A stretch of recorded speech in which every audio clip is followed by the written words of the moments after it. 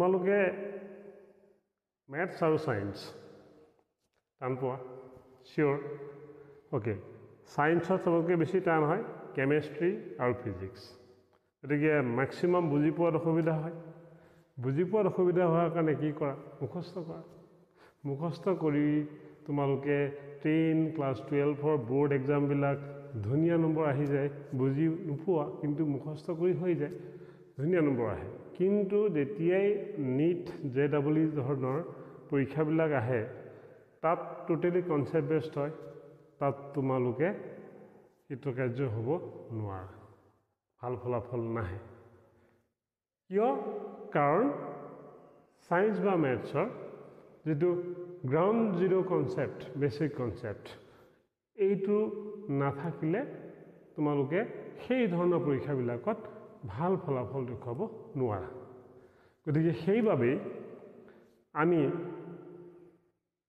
তোমালোকক সেই বিজ্ঞান আৰু অংকৰ গ্ৰাউণ্ড জিৰো যেটো কনসেপ্ট ঘৰুৱা ভাষাত এই কনসেপ্টটো ক্লিয়াৰ কৰিবৰ বাবে আমি আৰম্ভ কৰিছো মনোজ মাষ্টাৰ ক্লাছ ইয়াত তোমালোকে বিজ্ঞান আৰু গণিতৰ সম্পূৰ্ণ গ্ৰাউণ্ড জিৰো কনসেপ্ট সম্পূৰ্ণ ঘৰুৱা ভাষাত সহজকৈ এক্সপ্লেনেশ্যন পাবা বেছিকৈ আৰম্ভ নকৰি আৰম্ভ কৰোঁ মনোজ মাষ্টাৰ ক্লাছৰ ফাৰ্ষ্ট ক্লাছ আমাৰ পাঠৰ আৰম্ভণি হ'ব আমি পৰমাণুৰ গঠনৰ ওপৰত গতিকে আমি পাঠৰ প্ৰথমতে আমি বুজিব লাগিব যিকোনো বস্তুৰ ক্ষেত্ৰত আমি বুজিবৰ কাৰণে এই পাঠটো আমি তিনিটা ভাগত ভাগ কৰিছো এটা আমি ভৰৰ কথা পাতিম আমি আধানৰ কথা পাতিম আৰু আমি শক্তিৰ কথা পাতিম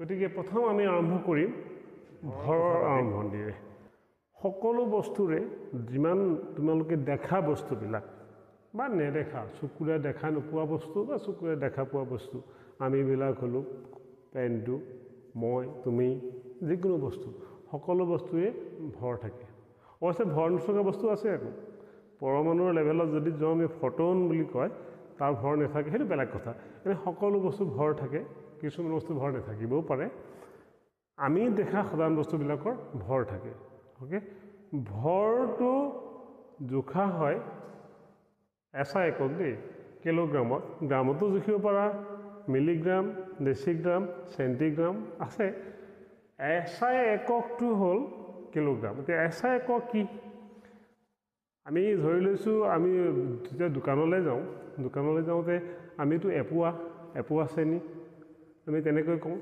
তেনেকৈ বেলেগ ধৰি লওক মেঘালয় গ'লো তেওঁলোকৰ বেলেগ সকলোৱে নিৰ্দিষ্ট এটা পদ্ধতি আছে ওজনবিলাক জোখাৰ তো যেতিয়া গোটেই বিজ্ঞানীসকল লগ হ'ল ধৰি লৈছো যে ইংলেণ্ডৰ বিলাকে পাউণ্ডক কয় আউন্স বুলি কয় ওজনটো সিহঁতে সেই দুই সব ভাগ কৰে গতিকে আমাৰ ভাৰতীয়বিলাকে আমি ক'লো এপোৱা দুপোৱা সেইবিলাক ক'লো তেনেকৈ সকলো বেলেগ বেলেগ দেশৰ বেলেগ বেলেগ পদ্ধতি যেতিয়া বিজ্ঞানীসকলে একগোট হ'ল তেতিয়াহ'লে তেওঁলোকৰ মাজত যেতিয়া তেওঁলোকে কথা পাতিব ল'লে কোনোবাই ক'ব পাউণ্ডত কোনোবাই ক'ব কিলোগ্ৰামত কোনোবাই ক'ব ধৰি লৈছো আউন্সত পাউণ্ডত খেলিমেলি হ'ল সেইবাবে তেওঁলোকে সিদ্ধান্ত কৰিলে যে সকলোৱে গোটেই আন্তৰ্জাতিকভাৱে তেওঁলোকে মাত্ৰ এটা পদ্ধতি ব্যৱহাৰ কৰিব তেওঁলোকৰ ওজনৰ কাৰণে বা ভৰৰ কাৰণে তেওঁলোকে ওজনৰ কাৰণে নহয় ভৰৰ কাৰণে তেওঁলোকে ব্যৱহাৰ কৰিব কিলোগ্ৰাম গোটেই বিশ্ব ধৰি তেওঁলোকে কিলোগ্ৰামহে ব্যৱহাৰ কৰিব বেলেগ পদ্ধতি ব্যৱহাৰ নকৰে সেইকাৰণে সেইটোকে এসা একক বুলি কয় সিস্টেমি ইন্টাৰনেশ্যনেলি বুলি কয় সেইটো বিষয়ে মই পিছত তোমালোকক ডিটেইলকে জনাম ওকে এতিয়া ভৰ জুখে কিলোগ্ৰামত আৰু কেনেকৈ জুখে তোমালোকে জানে ডেগাপালা জুখিব পাৰে আজিকালি ডিজিটেল মিটাৰ আছে ডিজিটেল বেলেন্স ওলাইছে আগতে এনেকুৱা ডেগাপালা দেখিছিলা হয় নহয় বিভিন্ন পদ্ধতি আছে সেইবিলাকত আমি ভৰটো জুখিব পাৰোঁ এতিয়া কথাটো হ'ল কিলোগ্ৰামটো আমি লিখো এনেকৈ কিলোগ্ৰাম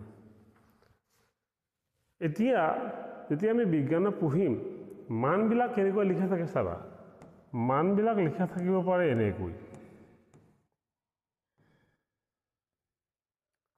এতিয়া চাবা তোমালোক এই সংখ্যাটো বাদ দিয়া তোমালোকে এইটো চাবা ইয়াত 10ৰ ওপৰত যিটো সূচক থাকিব সেইটো যদি ধনাত্মক হয় এইটো +2 আছে ন তেনেহ'লে কিলোগ্ৰামতকৈ 1 কেজিতকৈ এই সংখ্যাটো ডাঙৰ তাৰমানে যদি এইটো মাইনাছত থাকে যদি এইটো মই মাইনাছ দি দিওঁ তেনেহ'লে জানিবা যিটো ওজন লিখিলোঁ সেইটো 1 কিলোগ্ৰামতকৈ সৰু যদি এই 10ৰ ওপৰৰ সূচকটো প্লাছত থাকে জানিবা এইফালে যিটো একক লিখা থাকিব তাতকৈ সেই সংখ্যাটো ডাঙৰ আৰু যদি মাইনাছ লিখা থাকে তাতকৈ সংখ্যাটো সৰু ওকে এতিয়া কথাটো হ'ল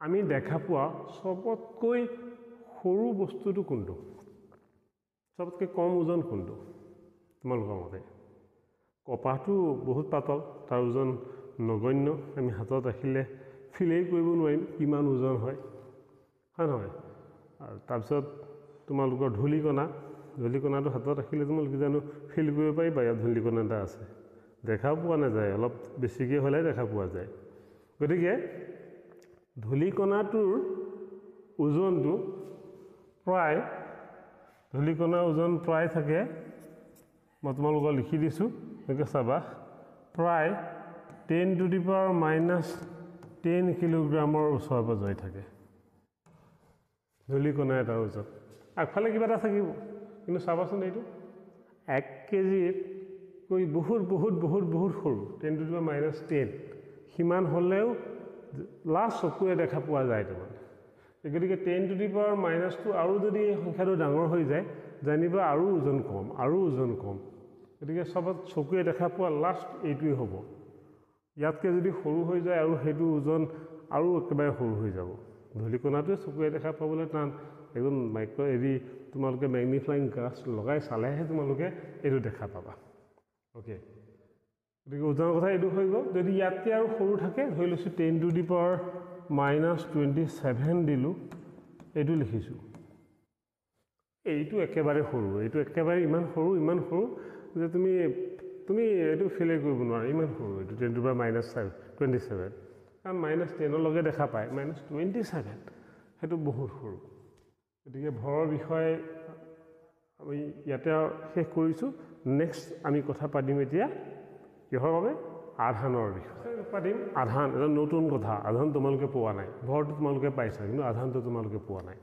ওকে আধানটো তেনেকৈ ভৰ এটা বৈশিষ্ট্য হয় কোনোবা বস্তুবিলাকৰ ভৰ থাকে তেনেকৈ বস্তুবিলাকৰ পদাৰ্থবিলাকৰ আধান বুলিও এটা বস্তু থাকে তেনেকৈ ওজনটো মানে আমি ভৰটো আমি কিলোগ্ৰামত জুখিব পাৰোঁ এছআই একক তেনেকৈ আধানটো জুখিব পাৰি কুলম্বত কুলম বুলি বিজ্ঞানীজনে উলিয়াইছিলে কাৰণ কুলম্বৰ এইটো এছআই এককটো হ'ল কুলম এতিয়া আধান থাকে 2 প্ৰকাৰৰ এবিধক কয় ধনাত্মক আধান হয় 2 প্ৰকাৰৰ এবিধক কয় ধনাত্মক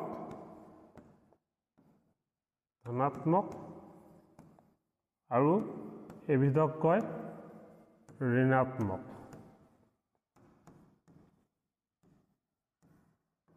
মানে এইটো প্লাছ আৰু এইটো মাইনাছ এইটো আধানৰ প্ৰকাৰহে দেই এনেকৈ মানুহৰ প্ৰকাৰ দুটা ন মতা আৰু মাইকী মানুহ হয় নহয় পুৰুষ আৰু মহিলা তেনেকৈ আধানৰ প্ৰকাৰ দুটা আৰু আধানটো জুখিব পাৰি কিহত কুলম্বত গতিকে আধান কাৰোবাৰ থাকিবও পাৰে চাবা যেনেকৈ ভৰটো চবৰে থাকে আৰু ভৰ নথকা বস্তু আছে যেনেকৈ মই ফটন বুলি কৈছিলোঁ তেনেকৈ আধান সকলোৱে থাকিব পাৰে বা আধান নথকা বস্তু থাকিব পাৰে আৰু আধান শূন্য বস্তু থাকিব পাৰে এতিয়া শুনিবা আধান শূন্য আৰু আধান নথকা পাৰ্থক্য আছে আধান নাই মানে একেবাৰে নাই আৰু আধান শূন্য মানে তাৰ লগত আধান আছে ধনাত্মকো আছে ঋণাত্মকো আছে কিন্তু ধনাত্মক যিমান ঋণাত্মকো সিমান তেতিয়াহ'লে মুঠ আধানটো শূন্য হৈ যাব আমিবিলাক হ'লোঁ আধান শূন্য আমাৰ আধান আছে কিন্তু আধান শূন্য মানে ধনাত্মক যিমান আছে ঋণাত্মক সিমানেই আছে আমি আধান শূন্য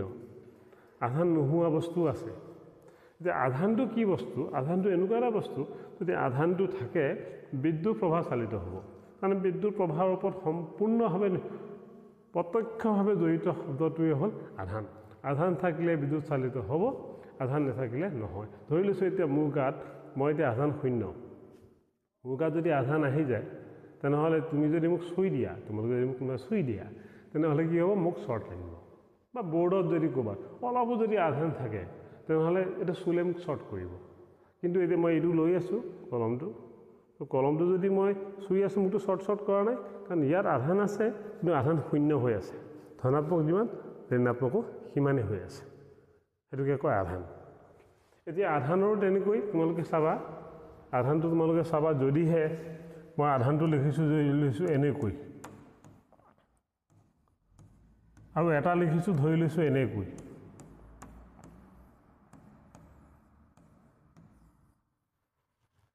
যদি 10ৰ ওপৰত আমাৰ ধনাত্মক সূচক থাকে তেনেহ'লে জানিবা এই কুলমতকৈ 1 কুলমতকৈ এইটো ডাঙৰ। আৰু যদি 10ৰ ওপৰত মাইনাছ সূচক থাকে, নিগেটিভ সূচক থাকে তেনেহ'লে এইটো 1 কুলমতকৈ সৰু। এইটো সৰু বস্তু আধান, এইটো ডাঙৰ বস্তু আধান। সৰু বস্তু আধানবিলাকত মাইনাছ থাকিব। গতিকে আধানৰ কথা ইমানেই, মনত ৰাখিবা আধান 2 প্ৰকাৰৰ হয়, ধনাত্মক আৰু ঋণাত্মক। আধানক জুখিব পাৰি কুলম্বত, SI একক হ'ল কুলম। আধান কাৰোবাৰ 0 হ'ব পাৰে, মানে তাৰ ধনাত্মকো আছে ঋণাত্মকো আছে, কিন্তু মুঠ হৈ আছে 0। আধান নাথাকিবও পাৰে আৰু আধান থাকিবও পাৰে। ইয়াৰ পিছতে আমি পাতিম এতিয়া শক্তিৰ বিষয়ে। এতিয়া আমি পাতিম আমাৰ তৃতীয়টো টপিক, শক্তি। শক্তি মানে আঠা, বিজ্ঞানৰ ভাষা, মই সহজ সৰল ভাষাত কৈ আছোঁ দেই। শক্তি মানে আমি যে আঠাবিলাক লওঁ, হয় না, বিভিন্ন প্ৰকাৰ আঠা থাকে, সেইবিলাকেই হ'ল শক্তি। এতিয়া শক্তি দেখা পোৱা শক্তিও আছে, দেখা নোপোৱা শক্তিও আছে। আঠাটো দেখা পোৱা শক্তি, দেখা নোপোৱা শক্তি আছে। কোৱাচোন বাৰু দেখা নোপোৱা শক্তি কি হ'ব?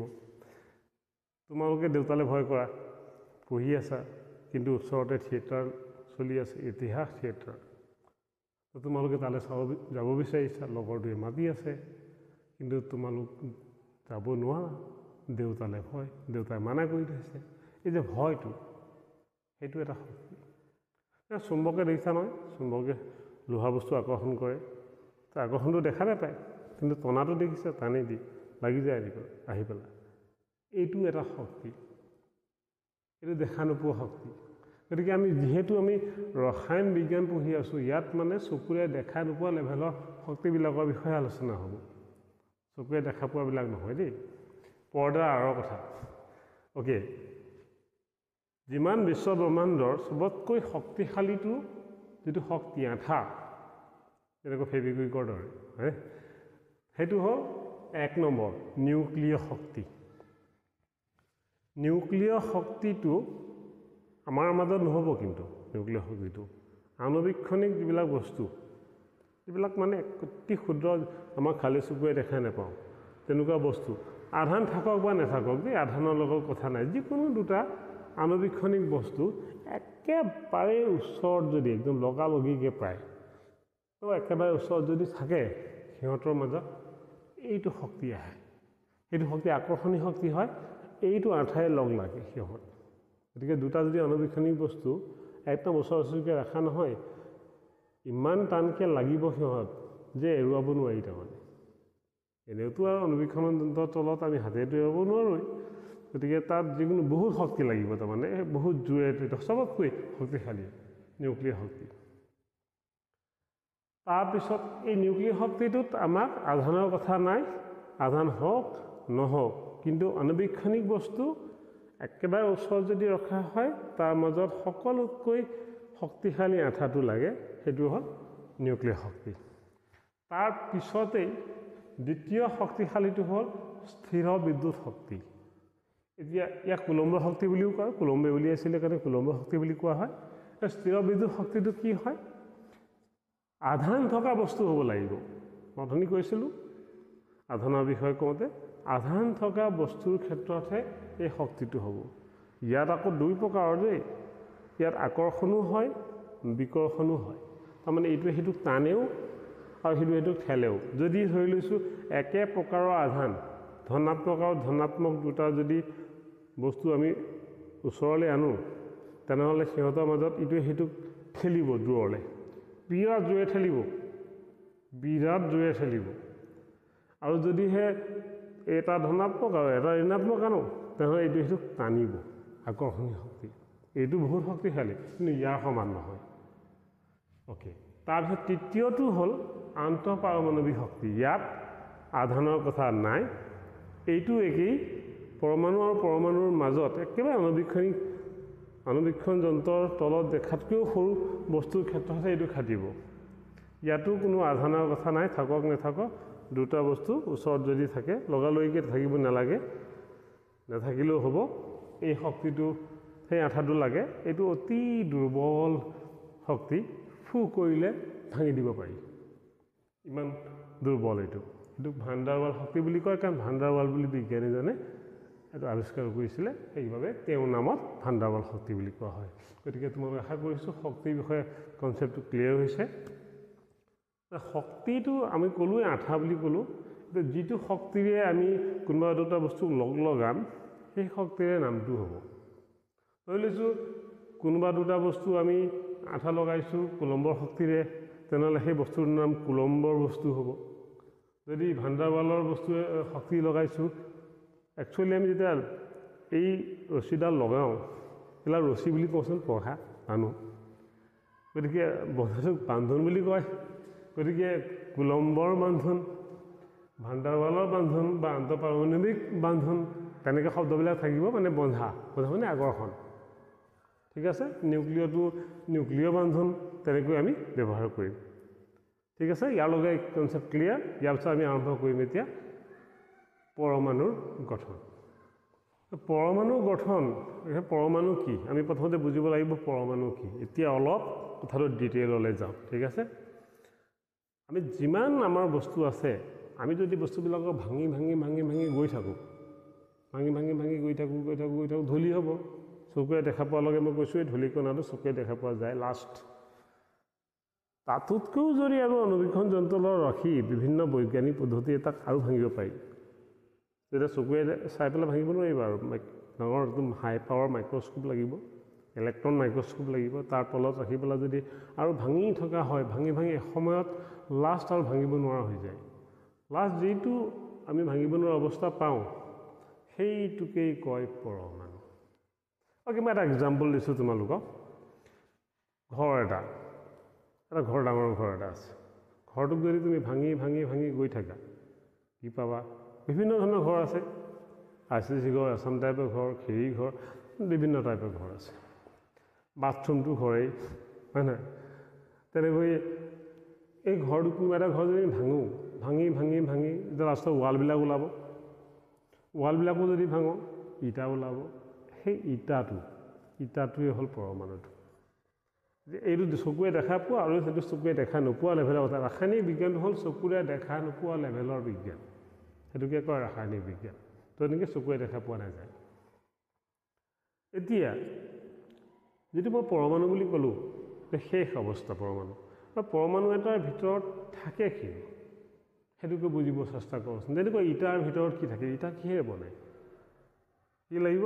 বালি লাগিব, বালি, বোকা, শিল, সেইবিলাক ধুনীয়াকৈ ভাতাত দি পেলাই জুইত পুৰি পেলাই তেওঁলোকে ইটা বনায়, হা। তেনেকৈয়ে পৰমাণু এটাৰ ভিতৰত পৰমাণুটোৰ আকাৰ এনেকুৱা ঘূৰণীয়া হয়, ইমান ডাঙৰ নহয় আকৌ। এইটো মাইক্ৰস্কোপৰ তলত একদম জুম কৰি পেলাই দেখুৱাইছোঁ, সিমান ডাঙৰ নহয়, চকুৰে দেখাই নোপোৱাই, একেবাৰে সৰু লেভেলৰ। তাৰ ভিতৰতো এনেই সৰু বস্তু, তাৰ ভিতৰতো সৰু এটা জেগা থাকে।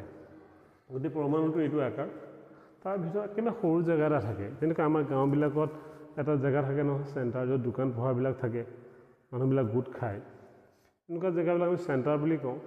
গতিকে গ্ৰীকৰ ভাষাত চেণ্টাৰটোক কয় নিউক্লিয়াছ। সেইবাবে পৰমাণুটোৰ ভিতৰত সৰু জেগা এটা থাকে, এইটোক কয় নিউক্লিয়াছ। ঠিক আছে, নিউক্লিয়াছৰ ভিতৰত দুই ধৰণৰ অনুকণা থাকে, মানে পৰমাণুতকৈও সৰু। যেনেকৈ আমি বালি, বোকা বুলি যে ক'লোঁ, ইটা বনে যে, তেনেকৈ অনুকণা দুই ধৰণৰ থাকে। এবিধক কয় প্ৰ'টন আৰু এবিধক কয় নিউট্ৰন। এবিধক কয় প্ৰ'টন, এইবিলাক নিউট্ৰন এইবিলাক নিউট্ৰন এন লিখিছোঁ আৰু এইবিলাক প্ৰটন আৰু এই বাহিৰত যে ঘূৰি থকা দেখিছা এইবিলাকক কয় ইলেক্ট্ৰন এইবিলাক হ'ল ইলেক্ট্ৰন এইবিলাক হ'ল ইলেক্ট্ৰন অ'কে প্ৰটন নিউট্ৰন আৰু ইলেক্ট্ৰন এই তিনিটা বস্তুৰে নিউক্লিয়াছটো পৰমাণুটো গঠন হৈছে অ'কে প্ৰটন নিউট্ৰন এই দুটাৰে নিউক্লিয়াছটো গঠন হৈছে প্ৰটনৰ আধান আমি কৈছিলোঁ ধনাত্মক যে কৈছিলোঁ প্ৰটনৰ আধানটো ধনাত্মক আৰু ইয়াৰ প্ৰকৃতিটো ধনাত্মক নিউট্ৰনৰ আধান নাই আধান শূন্য নহয় দেই আধান নাই আৰু ইলেক্ট্ৰনৰ আধান ঋণাত্মক নেগেটিভ প্ৰটনটো প্লাছ ইলেক্ট্ৰনটো মাইনাছ এতিয়া চাবা নিউক্লিয়াছৰ ভিতৰত এই নিউট্ৰন আৰু প্ৰটন কেনেকৈ থোপ খাই আছে হয়নে মই কৈছিলোঁ ন নিউক্লিয় শক্তিটোত কোনো আধানৰ কথা নাই এই নিউক্লিয় শক্তিটোৱে সিহঁতকেইটা একদম লগ লাগি আছে তাৰমানে আটাইতকৈ ভাল আঠাটোৱে লগ লাগি আছে এনে ইয়াৰ পৰা উলিয়াবলৈ সম্ভৱ নহয় আকৌ কিন্তু বহুত টান বহুত জোৰে ভাল আঠাই লাগি আছে এইটো ইয়াৰ পৰা আমি উলিয়াই আনিব নোৱাৰোঁ অ'কে এই ইলেক্ট্ৰনকেইটা নিউক্লিয়াছৰ বাহিৰত আছে এই গোটেইটোত আধান কি হ'ব কাৰণ প্ৰটন আছে ইহঁতৰতো আধান নাই প্ৰটনহে আছে প্ৰটনবিলাক ধনাত্মক গতিকে নিউক্লিয়াছৰ আধান হ'ব ধনাত্মক এতিয়া ইলেক্ট্ৰনবিলাক থাকে বাহিৰ ফালে আৰু এটা কথা প্ৰটনবিলাক মই যে কৈছিলোঁ ভৰ বুলি প্ৰটনৰ ভৰো আছে আধানো আছে প্ৰটনবিলাকৰ ভৰটো ইলেক্ট্ৰনৰ ভৰতকৈ বেছি প্ৰটনৰ ভৰটো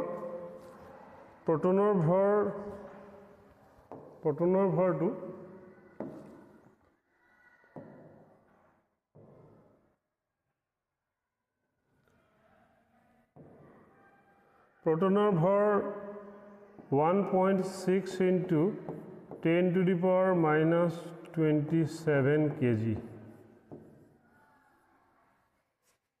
চোৱা প্ৰটনৰ ভৰ 1.6 into 10 to the power minus 27 kg minus 10তকৈ সৰুবিলাক আমি দেখাই নাপাওঁ বুলি কৈছিলোঁ গতিকে minus 27 kg সিমান একেবাৰে সৰু বস্তু তাৰমানে আৰু ইলেক্ট্ৰনৰ ভৰ ইয়াতকৈ সৰু ইলেক্ট্ৰনৰ ভৰটো 9.1 into 10 to the power minus 31 kg proton আৰু নিউট্ৰনৰ ওজন একেই আকৌ দেই দুয়োটাৰে ওজন এইটোৱেই ইলেক্ট্ৰনৰ ওজন ইয়াতকৈ সৰু চোৱা এইটো -27 এইটো -31 গতিকে ইলেক্ট্ৰনবিলাক পাতল প্ৰটনতকৈ আৰু পাতল বস্তুবিলাক জানাই নহয় খুব চঞ্চল ইফালে যাব পাৰে সিফালে যাব খোজে একে জেগাত নাথাকে এইবোৰ ঘূৰি ফুৰিব ফুৰে তোমালোকৰ নিচিনা তোমালোকে একে জেগাত নাথাকা নহয় খেলি থাকিব বিচাৰা ইফালে যাব বিচাৰা সিফালে বাহিৰলৈ যাওঁ এইবিলাক ইলেক্ট্ৰনবিলাক তেনেকুৱা প্ৰটনবিলাক অলপ এনেও তাক বান্ধি থোৱা আছে ভাল আঠাৰে যাব খুজিলেও যাব নোৱাৰে তথাপিও যাব নোখোজে সিহঁত বৰ ভাৰী সিহঁতৰ তুলনাত দেই ইহঁতকেইটাৰ তুলনাত সিহঁতকেইটা ওজন আছে সেইকাৰণে ইহঁতে ইফালে ইমান লৰচৰ নকৰে ইলেক্ট্ৰনবিলাকে ইফালে যায় সিফালে লৰচৰ কৰিব বিচাৰে ইফালে যাব এবাৰ এফালে যাব এবাৰ এফালে যাব বিচাৰে কিন্তু যাবনে কাৰণ ইহঁতক স্থিৰ বিদ্যুৎ শক্তি বুলি কৈছিলোঁ 2 নম্বৰ শক্তিশালী আঠাটো সেইটো পঘাৰে ইহঁতক ইয়াত বান্ধি থোৱা আছে সেই শক্তিটোৱে যেনেকৈ দেউতা পাকঘৰত আছে তুমি বাহিৰলৈ ওলাই যাব নোৱাৰা দেউতাৰ ভয়টো আছে তেনেকৈ ইয়াতো স্থিৰ বিদ্যুৎ শক্তিটোৱে এই ইলেক্ট্ৰনবিলাকক পঘা লগাই থোৱা আছে সেইকাৰণে ইফালে যাব খুজিলেও পঘাডালে টানি ধৰে সেইকাৰণে আল্টিমেটলি ঘূৰাৰ নিচিনা লাগে নুঘূৰে একচুৱেলি যিহেতু ইফালে সিফালে যাব খোজে পঘাডালে টনাৰ কাৰণে সিহঁত এই কেন্দ্ৰৰ ফালে সিহঁতৰ বলটো কেন্দ্ৰৰ ফালে অভিমুখী হয় সেইকাৰণে সিহঁত আল্টিমেটলি ঘূৰিব লয়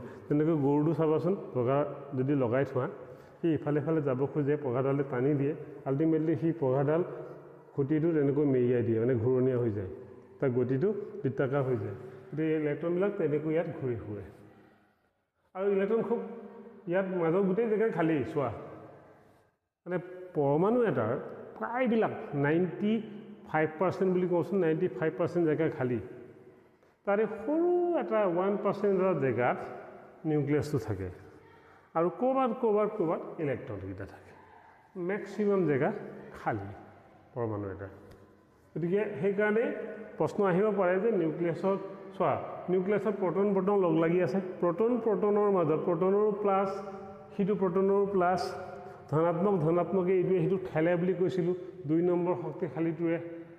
নম্বৰ শক্তিশালী জোৰটোৱে ঠেলে গতিকে এইটোৱে এইটো ঠেলি আছে কিন্তু ঠেলিলেও ওলাই নাযায় কিয় এনেকুৱা আঠা লগোৱা আছে নিউক্লিয় শক্তি যে যিমান ঠেলিলেও এই আঁঠুটো ছিঙি নাযায় সেইবাবে নিউক্লিয়াছৰ বা প্ৰটন ওলাই যাব নোৱাৰে সেইকাৰণে নিউক্লিয়াছটো অটুট থাকে আৰু ইলেক্ট্ৰনবিলাকো তেনেকৈ ইফালে সিফালে যদিও যাব খোজে ওলাই যাব নোৱাৰে কাৰণ সিহঁতৰ স্থিৰ বিদ্যুৎ শক্তিৰে নিউক্লিয়াছে টানি থাকে আকৰ্ষণী শক্তিৰে টানি থাকে বুজি পাইছা অ'কে তেনেহ'লে আমি আমাৰ পৰমাণুৰ যিটো গ্ৰাউণ্ড জিৰ' বিশ্লেষণ আশা কৰিছোঁ তোমালোকে বুজি পাইছা তোমালোকে এইটো স্কিপ নকৰাকৈ চাবা আৰু ৰিপিট কৰি চাবা ইয়াৰ পিছতে আমি আৰম্ভ কৰিম আমাৰ নেক্সট লেকচাৰত আমি আৰম্ভ কৰিম যে পৰমাণুৰ পিছত অণুবিলাক কেনেকৈ গঠন হয় কিয় হয় গঠনবিলাক কেনেকৈ হয় গঠনবিলাক বিভিন্ন ধৰণৰ যৌগ কেনেকৈ বেলেগ নাম হয় বোলে আমি উদাহৰণ দিছোঁ ছ'ডিয়াম অক্সাইড এনেকৈ কিয় লিখোঁ বা পানীটো এনেকুৱা কিয় হ'ল এইবিলাকৰ বিষয়ে আমি আলোচনা কৰিম গতিকে তোমালোকে যদি মোৰ এই গ্ৰাউণ্ড জিৰ' কনচেপ্টটো যদি তোমালোকে ভালকৈ বুজি পাইছা তেনেহ'লে মোৰ নেক্সট ভিডিঅ'টো তোমালোকে চালে তোমালোকৰ সেই কনচেপ্টটো আৰু পানী হৈ যাব জেনেৰেল ভাষাত পানী হৈ যাব তাৰবাবে মোৰ চেনেলটো তোমালোকে চাব লাগিব যদি তোমালোকে ভাল পোৱা মোৰ চেনেলটো তেনেহ'লে ছাবস্ক্ৰাইব যদি কৰি ৰাখা তেনেহ'লে মোৰ ন'টিফিকেশ্যনবিলাক পাই থাকিবা বেল আইকনটো দবাই দিবা ন'টিফিকেশ্যনবিলাক পাই থাকিবা যে মই ভিডিঅ' দিছোঁ বুলি যদি ভাল পোৱা ছাবস্ক্ৰাইব কৰিবা লাইকো কৰিবা শ্বেয়াৰ কৰিবা সেইটো সম্পূৰ্ণ তোমালোকৰ কথা খালি মেইন কথাটো হ'ল তোমালোকৰ কনচেপ্ট ক্লিয়াৰ হ'ব লাগে গতিকে আজিলৈ